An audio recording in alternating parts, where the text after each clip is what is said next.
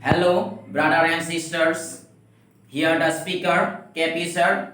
Hello, my dear students. Good morning. Good morning, sir. How are you? I am fine, thank you. Very well, thank you. So today, let us start today's class.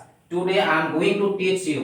आज मैं आप लोगों को सिखाने वाला हूँ एक बहुत ही इम्पोर्टेंट टॉपिक है जिसका नाम है द यूज ऑफ हैव और has as a main verb. I am going to teach you.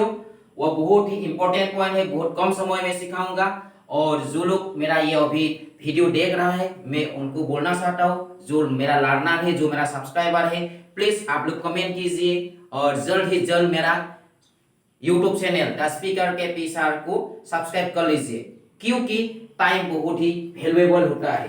Time white for none, समय किसी का इंतजार नहीं करता। We should understand the value of time. सिर्फ यह 5 और 10 मिनट देना है और आपको इंग्लिश सीखना है। जैसे कि देखिए जरा, एक दिन में कितना आवर होता है? एक दिन में कितना आवर होता है? जरा स्टूडेंट मेरा बोलिए, एक दिन में कितना आवर होता है? 24 hours. In a day, how many hours are there? 24 hours. कितना घंटा होता है एक दिन में? 24 आवर। और एक घंटा में कितना मिनट होता है? एक दिन में एक घंटा में कितना मिनट होता है?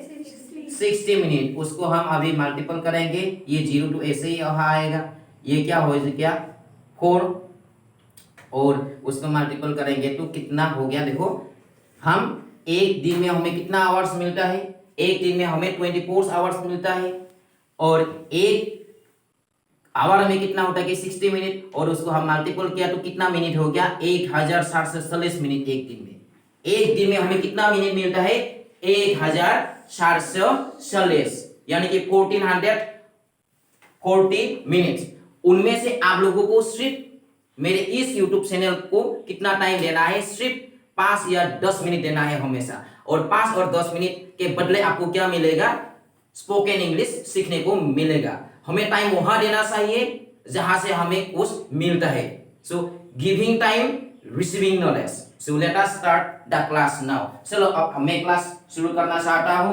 Late us start the class. Today's topic is already written above the use of have has as main verb. Have और हैज हम यूज कैसे करेंगे, और वो भी कैसे यूज करेंगे?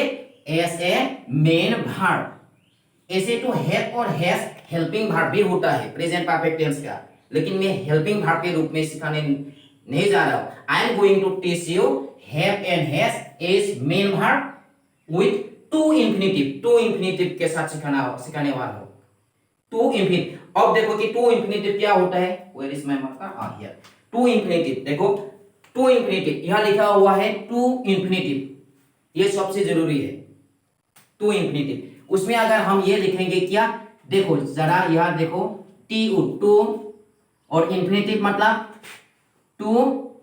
जैसे कि अगर हम लिखेंगे to learn, LEARN, to learn मतलब सीखना, जो हम सीखते हैं, इजंट इट? जैसे कि उसमें अगर हम लिखेंगे to run, RUN, to run मतलब समझ रहे हो ना, जो हम दौड़ते हैं ऐसे ऐसे, उसको क्या बोलते हैं? दौड़ना। टू रन मतलब दौड़ना। और क्या होता है कि to fly, FLY, to fly. Fly मतलब उड़ना, जैसे कि पक्षी उड़ते हैं ना, देखा है कभी? Yes, to fly. To buy, जैसे कि टू बाय, हम मार्केट जाते हैं तो कुछ ना कुछ तो खरीदते ही है। टू बाय खरीदना। ठीक उसी प्रकार से और कोई लिखेंगे हम टू सिंग, जैसे कि टू सिंग गाना, गाना, इजंट इट? जैसे कि और लिखेंगे टू हेल्प, हमें मदद करना चाहिए किसी को। To help. ये जो हमने लिखा है यहाँ, आप शायद जूम करके दिखाएगा ताकि जो मेरे इस YouTube चैनल के जरिए सीख रहे हैं उसको भी अच्छी तरह से क्लियरली समझ में आए। टू इंफिनिटिव का मतलब क्या है? यार टू लिखना है, उसके बाद V1 लिखना है। V1 मतलब प्रेजेंट वर्ब, जो कि मैंने उसे पार्ट, अभी तो पार्ट 3 क्लास कर रहा हूं, अभी पार्ट 2 में वो सिखाया था मैंने। To learn, to run, to fly, to buy, to sing, to help, इसको क्या कहा जाता है?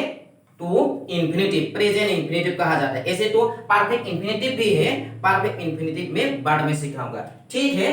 अब देखो हम फॉर्मेशन, ये जो फॉर्मूला आज सिखाने वाला हूं उसका एक फॉर्मेशन है, और फॉर्मेशन में वहां लिखना चाहता हूं, यह दिखाइए जरा अच्छी तरह से, ताकि जो लोग अभी ये चैनल देख रहा है और सीखना चाहते हैं उन लोगों को अच्छी तरह से समझ में आए। यह क्या लिखेंगे, सब्जेक्ट, SUB, सब्जेक्ट, शॉर्टली लिखा मैंने सब्जेक्ट, प्लस क्या लिखेंगे वहां, ये जो ऊपर दिया हुआ है वो लिखा मैंने, हैव और हैज, हैव और यानी कि ऑब्लिक हैज, दोनों में से एक यूज होगा। ये मेन वर्ब है, हेल्पिंग वर्ब नहीं है।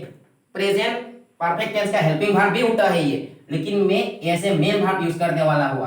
Subject plus have oblique has plus to infinitive, to ये जो वहां लिखा हुआ था देखिए, टू इंफिनिटिव वहां आएगा, to infinitive, to infinitive, INFI,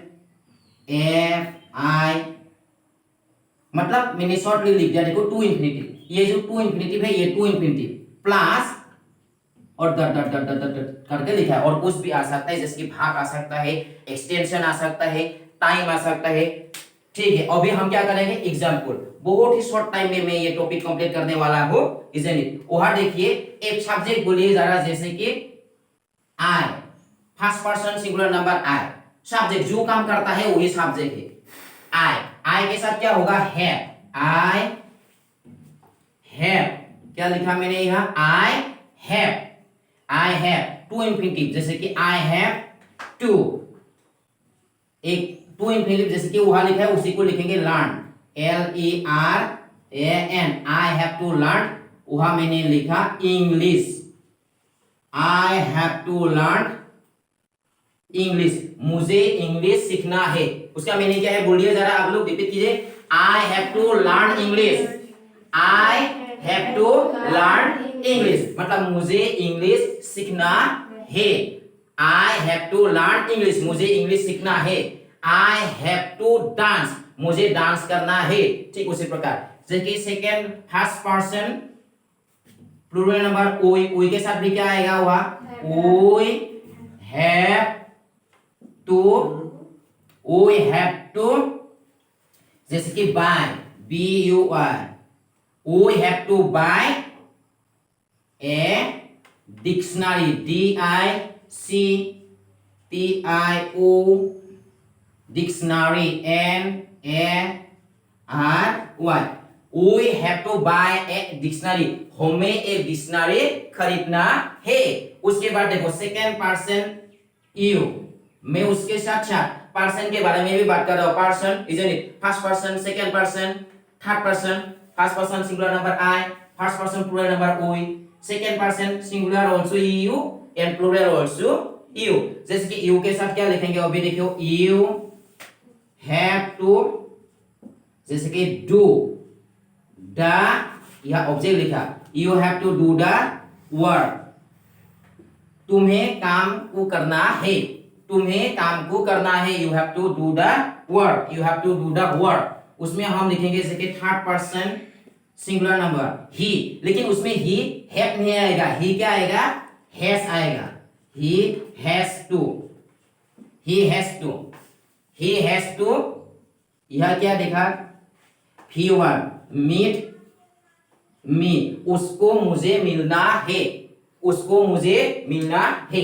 चलो तो यहां फिर से लिखेंगे, देखिए सी, क्या लिखा मैंने, सी थर्ड पर्सन सिंगुलर नंबर, उसके साथ भी क्या आएगा, हैज, सी हैज टू। समझ रहे हो ना फॉर्मूला, बिल्कुल समझ में आ रहे हैं आपको मुझे लगता है। सी हैज टू, यहां हम लिखेंगे PLAY, play, she has to play cricket, उस क्या खेलना है, उसको क्रिकेट खेलना है। अब हम लिखेंगे देखिए वहां थर्ड पर्सन प्लूरल नंबर, जैसे कि दे, दे के साथ क्या आएगा अभी, have, they have to, they have to, they have to help, they have to help me, उन लोगों को मुझे मदद करना है।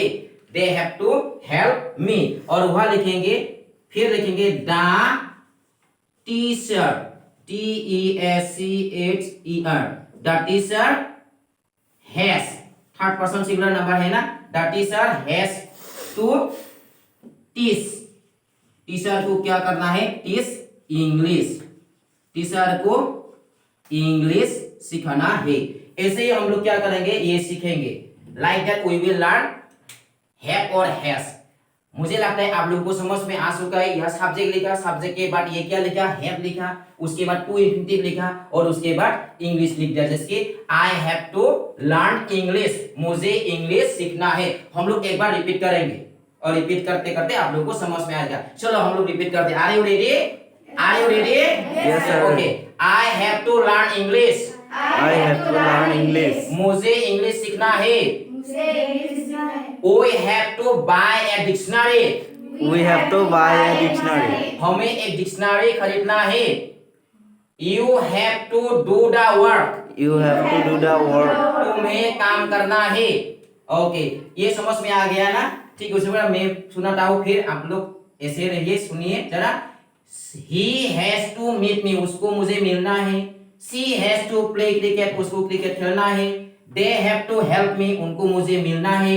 The teacher has to teach English, teacher को इंग्लिश सिखाना है।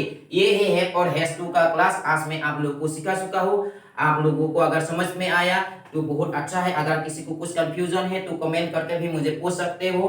फाइनली फिर से मैं बोलना चाहता हूँ कि आप लोग इस मेरे यूट्यूब चैनल द स्पीकर के पिसर को सब्सक्राइब कर लीजिए, ताकि इसके जरिए आप लोगों को इंग्लिश सीखने को मौका मिले। Thank you very much.